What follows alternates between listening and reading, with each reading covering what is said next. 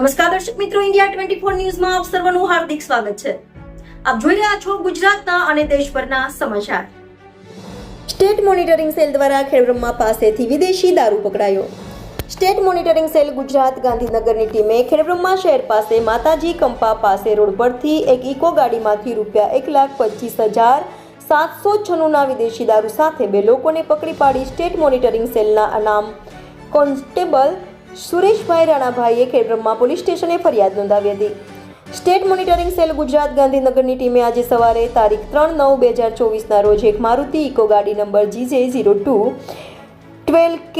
4031ને પકડી તેમાં તપાસ કરતા તેમાંથી ₹1,25,796નો વિદેશી દારૂ પકડાતા વિષ્ણુસિંહ કરણસિંહ ઠાકોર રહે સુખેશ્વર મંદિર સામે હેડવા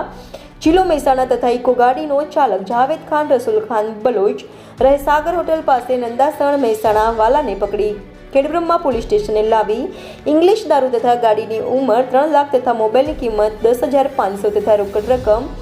900 મળી કુલ 4,37,196નો મુદ્દામાલ કબજે કરી અન્ય 6 આરોપીઓ કનુજી વિહાજી ઠાકોર રહે ટીંબી રોડ મહેસાણા,